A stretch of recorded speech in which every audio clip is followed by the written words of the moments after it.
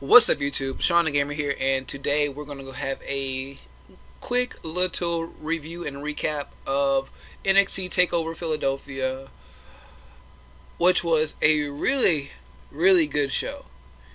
And just thinking about last night and how 5 matches were just on point from top to bottom.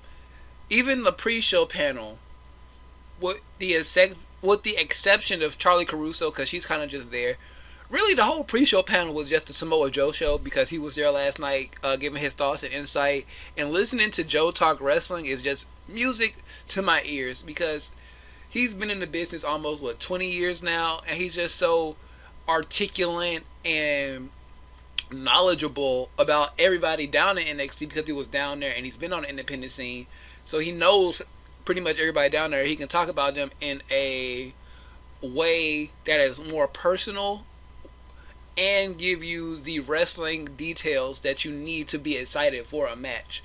So that was just a big plus already. And then you go into the actual card, which started off with AOP versus the Undisputed Era. They did not have Adam Cole with them because he had a match later on in the night with Aleister Black in an Extreme Rules match, which was a barn burner to say the least, but we'll get into that later. This match was centered around how are these two technicians in Bobby Fish and Kyle O'Reilly going to break down the bigger athletes in AOP. And their opportunity came maybe 6 or 7 minutes into the match, where Akam, he went for, I forgot the move he went for, but he pretty much tweaked his knee, and that's when Kyle O'Reilly and Bobby Fish just jumped on him like sharks, and they just worked that ankle and that leg to the point where Razor had to carry the rest of the match all the way up until the end, where they tried to hit the Super Collider into the double power bomb, but Akam's knee, because it was so worked over and injured, couldn't sustain the weight of, I believe it was Kyle O'Reilly. So he tried to go for the power bomb. He stumbled back a little bit, and that gave O'Reilly enough time to hit him with a Hurricanrana and get him in a roll-up situation to get the pinfall victory. So the Undisputed Era did retain their titles in a really good opening tag team match. Technically sound are the Undisputed Era. They've been together for a while on the independent scene, known as the Red Dragons, in Ring of Honor, New Japan, and all that stuff. Just a great tag team. Just those two together. Remember when they first came in? It was like first Kyle O'Reilly came in and he had that match with Aleister Black, and then that was like a 5-star NXT match, and then you had Bobby Fish come in like a week or two later and do the exact same thing against Aleister Black. And I love how all that culminated into now Adam Cole later on having a match with Aleister Black. So that's a really good tag team match. Those two are great. My whole idea was, how are they going to hit the Chasing the Dragon on them for the win? And they didn't have to, because they're smart, they're technically sound, they're good enough to know when to create opportunities to pick up victories in their matches. So really good tag team match. I'll give that one, if I have to give it a star rating, I'll probably give that match maybe 4 stars, because it was a great opening match, great tag team match, and all of that good stuff. And then we move on to the Velveteen Dream, Patrick Clark versus Cassius Ohno. Now this young man and Patrick Clark, the Velveteen Dream, he went from a gimmick where nobody would really cared about it. It was weird. It was different. We called it like Gold Dust 2.0 and it will be great for NXT, but would not translate over well to the main roster. But the way he has evolved, the way he portrays this character on TV now, just makes you want to see him more and more and more, because it's not overly produced, it's not overly done, he's not overly flamboyant. He's flamboyant, but it's not to the point where it's like, if you don't get this maggot off my screen, I can deal with this, and it's enjoyable, and he's good in the ring. He's so good in the ring. He's only like 22, 23 years old, and it's just so much upside when it comes to Patrick Clark. And his ring gear is always reminiscent to something from the past that is relevant in his matches. So like we had the whole Aleister Black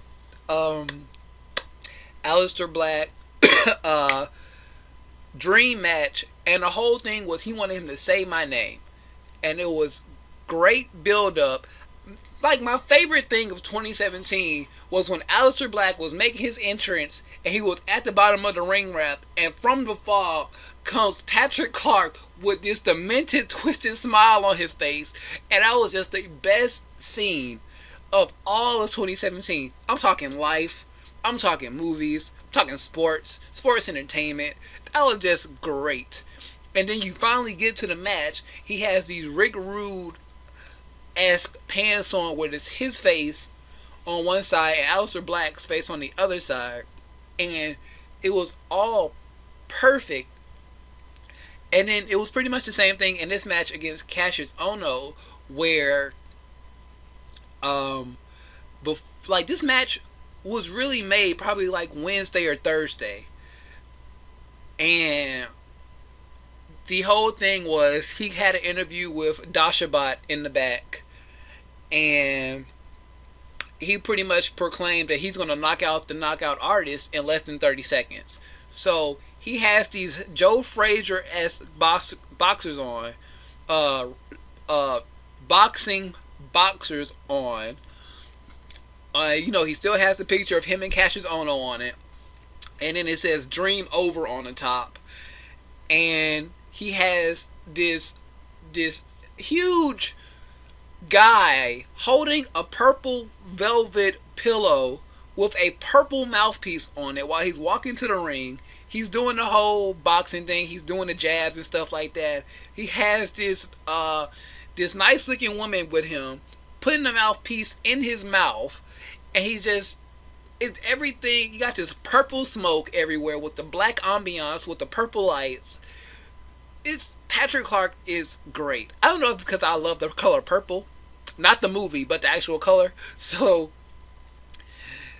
and then it's just great. And then Cassius Ohno, Chris Hero.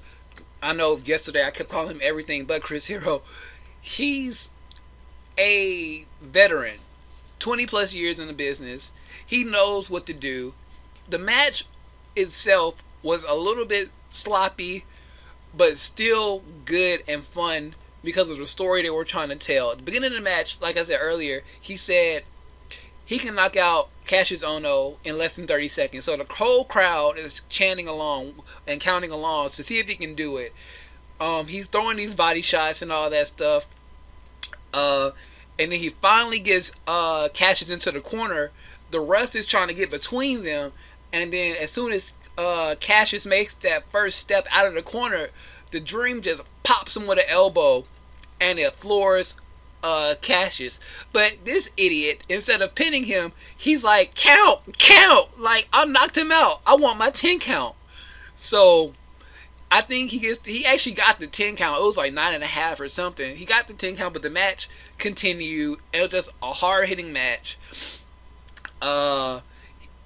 They both got their signature moves off a couple times, but neither one of them wanted to stay down.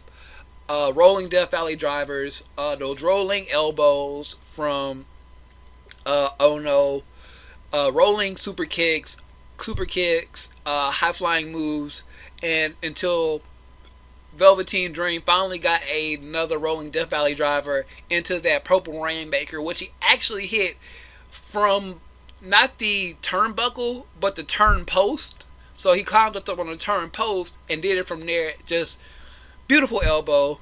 1, 2, 3. Patrick Clark wins the match. Like I said, the match itself was a little bit sloppy. It wasn't that long. I'd say about 10, 12 minutes. 3-star match, but so much fun watching Patrick Clark in the ring. He can sell, he can go. Like I said, Cassius Ohno, same thing about him. Just great talent. And I would love to see Cassius Ohno on the main roster and actually do something. You know, I would love to see a Intercontinental U.S. Championship run for Cassius Ohno before he eventually... Y'all know that man is like 38 years old. Him and AJ are about the same age. So, if they can give AJ the AJ Styles title, it pretty much is the AJ Styles title, but give him the United States title and give him a couple of runs before he wants to set off into the sunset. You can do the same thing with Cassius Ohno. Give this man a singles title in WWE and let him go off happily, and let him be, even if you don't want to give him the title, keep him around. When his contract is up, don't let him go. Keep him around in the NXT Performance Center. Let him go down there, help some of these newer guys out. He's probably a great mind for the business. Like I said, he can go. Technically, he's still young when it comes to the business and what he can do behind the scenes. So keep him around for another 10, however long you want to keep him around. Let him help out the new talent, and then perfect situation there. Before I jump in anything else, let's get all this little stuff out the way. You know, they had the new signees, so they were there. That included Candice LeRae, Wifey Wrestling. You had War Machine, Ricochet, and EC3, all there in attendance in the audience. So expect them to, over the next couple of months, to start popping up where they're needed. I think Rockstar Spud has also signed to WWE, but he's going to go to 205 Live. And I had this whole Zelina Vega idea, her being not the Raw general manager, but the 205 Live general manager, but we're going to put that one on the back burner for right now, and you'll understand why after we go over the main event. What else did they have before I go into the women's match? You had, the end of the year NXT Awards. Aleister Black got like 3 of them. I think he got Male Superstar of the Year, Match of the Year, and Breakout Star of the Year. Him and Patrick Clark got that one for Match of the Year. Asuka got it for Women of the Year. Was there a Tag Team of the Year one? No.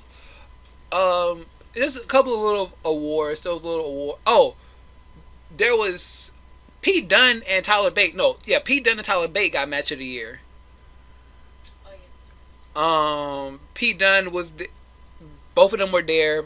Tyler Bate took his from Dasha Bot, and they had Pete Dunne on the pre-show panel.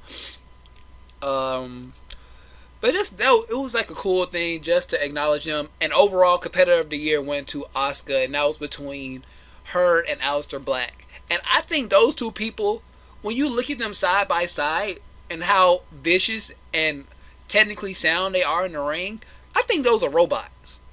I think those are robots being controlled by some 10-year-old kid who's too good at video games. So, shout outs to everybody who got an award last night, which was only like 3 or 4 people, but whatever. Let's move on to the actual matches. We go into the women's championship match, which was Ember Moon defending her title against Shayna Baszler.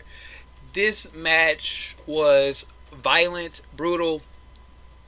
For the 10 minutes it went on.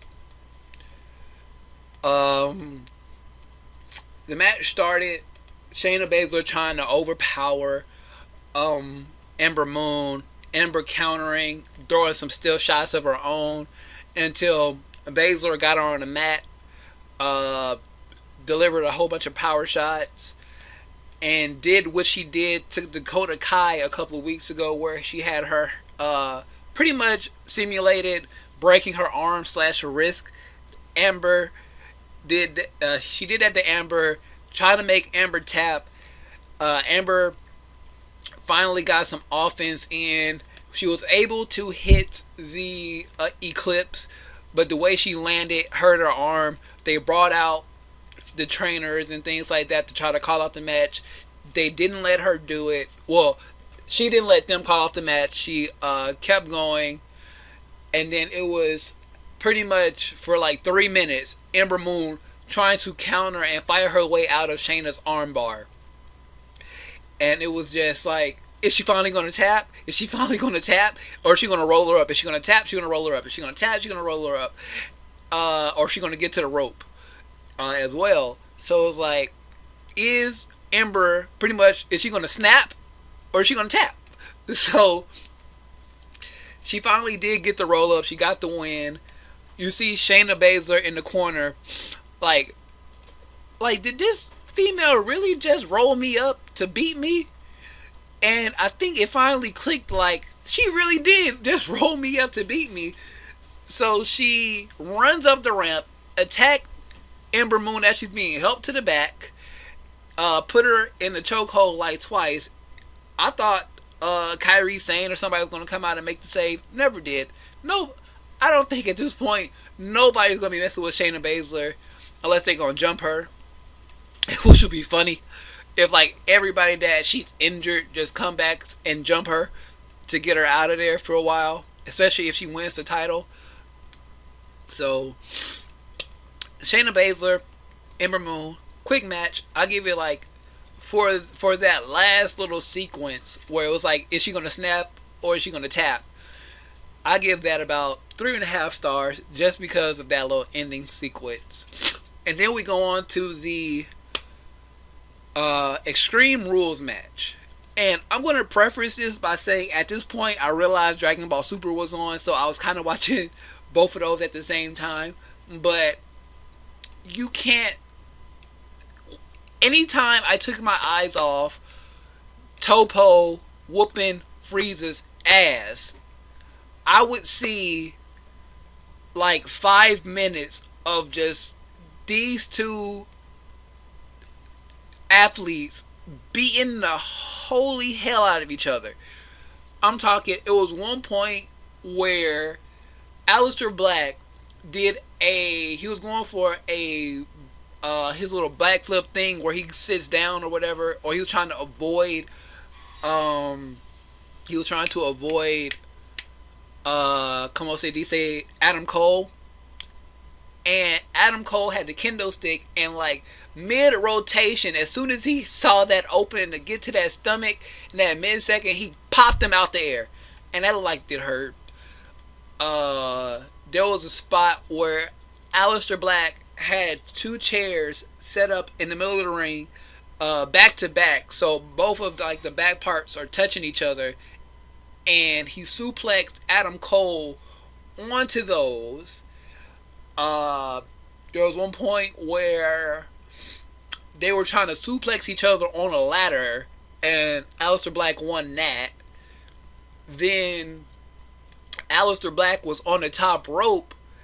Adam Cole took a chair, threw it at Black. Black caught it, ate a super kick with the chair to the face, and landed through 2 tables that were on the outside. Then Black, he put Adam Cole through the announce table with some double knees. Then Undisputed Era came out to help Adam Cole get the win, but then that brought out Sanity, all 3 members. Wolf is back from injury. We know last time we saw Wolf, he had like lost damn near all the blood in his body in that War Games match, so I guess they refueled him. He's back, so they took out Undisputed, which allowed Aleister Black to get the win with the Black Mask. So back and forth action. I'm probably going back and rewatch this, but from what I saw, that match was goddamn insane. Like, they were just doing things that I'm pretty sure if Vince knew they were going to do it, that match would not have happened. So, really good match there. And then we move on to the main event of the evening. The match of the weekend, unless the Chad Gable, Shelton Benjamin, Usos Best 2 out of 3 Falls match really delivers. This match is going to be match of the weekend. Gargano versus Almas with Zelina Vega. From the beginning, it started off slow, and it just kept picking up. I can't. Trading holds, blow for blow. Johnny Gargano needs a bottom lip replacement, because his lips went from bright pink at the beginning of the match to just dead by the end of the match. Gargano's selling is A1, top notch. The only person that could generate that type of reaction other than Gargano is Daniel Bryan on the current roster.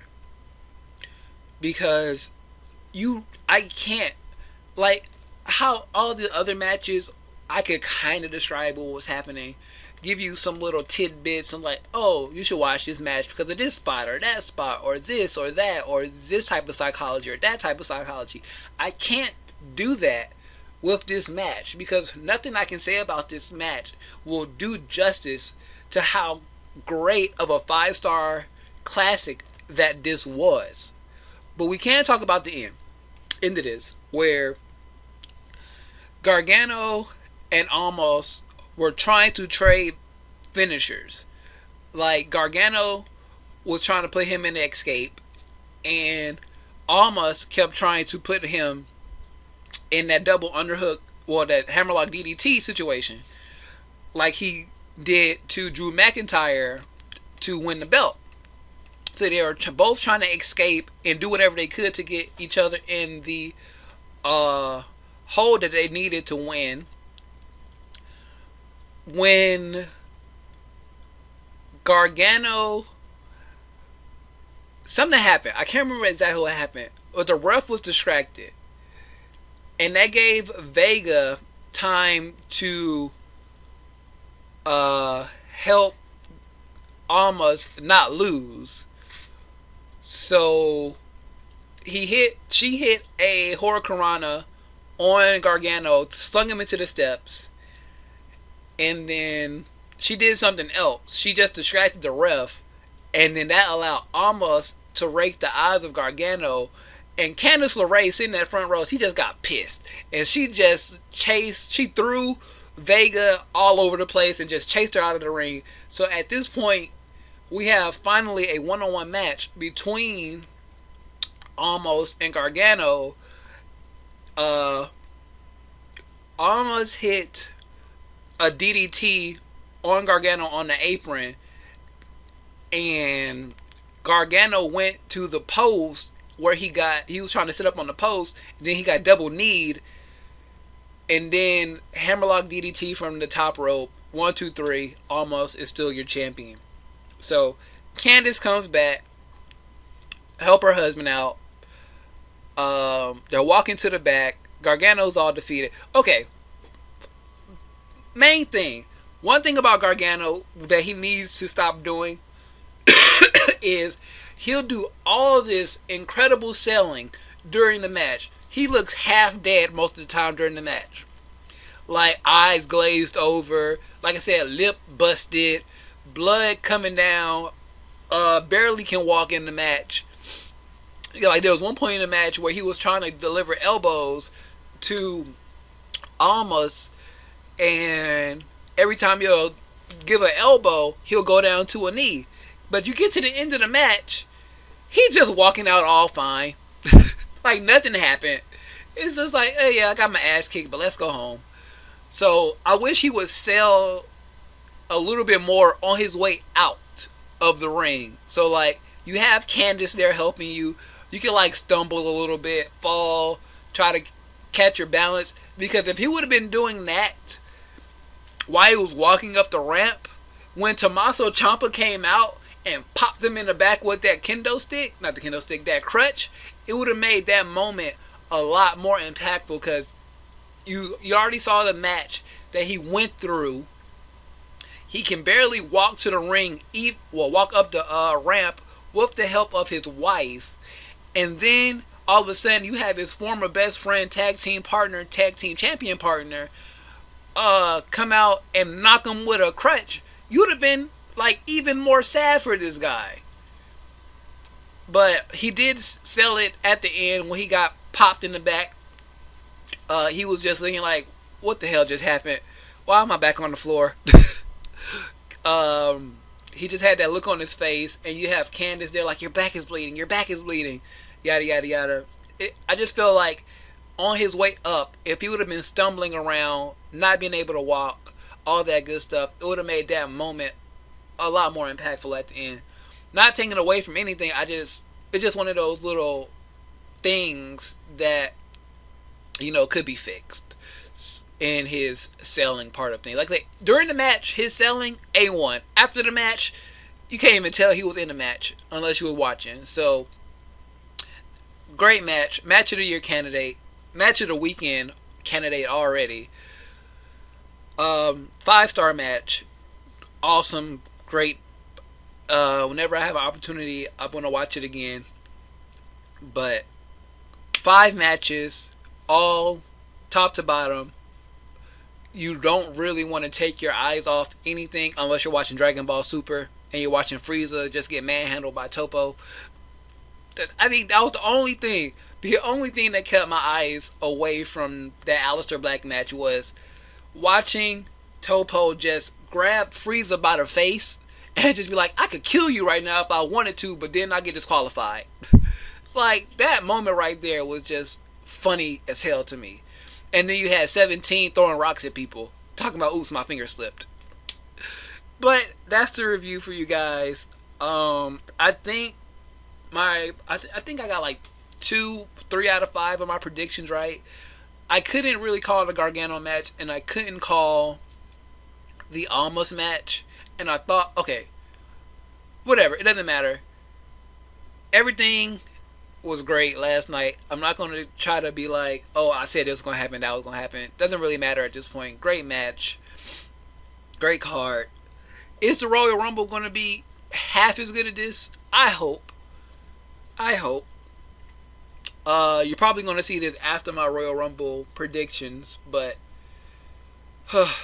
not looking forward to the Royal Rumble tonight. Going to watch it, but not looking forward to it, especially after NXT needs to come on Sundays and WWE needs to come on Saturdays. That way, we can get the garbage out of the way first and we can watch what we really want to see. So, all that being said, links in the description, Facebook, Instagram, Twitter, and Twitch. If you agree with what I've been saying about NXT so far, mainly, if you agree about what I've been saying, it's the same thing that happened anytime you watch a Johnny Gargano. Anytime you watch a Johnny Gargano classic, he always just walks up to the ring afterwards, if you notice. He did that with the tag team matches. He did that with his singles matches. And it just kind of irks me a little bit, but it doesn't take away from the match itself. So, what was your favorite part of NXT TakeOver last night? Leave that in the comment section below. Your favorite match, all that good stuff. Did the people you want to win last night? All that stuff. Just have fun in the comment section. Facebook, Instagram, Twitter, and Twitch, all in the description. Share this video out with your friends. Subscribe if you're new here. Leave a like. And hit that notification bell to be notified whenever a new video goes live on the channel. But with all that being said, I am Shawn DaGamer, and I am out of here.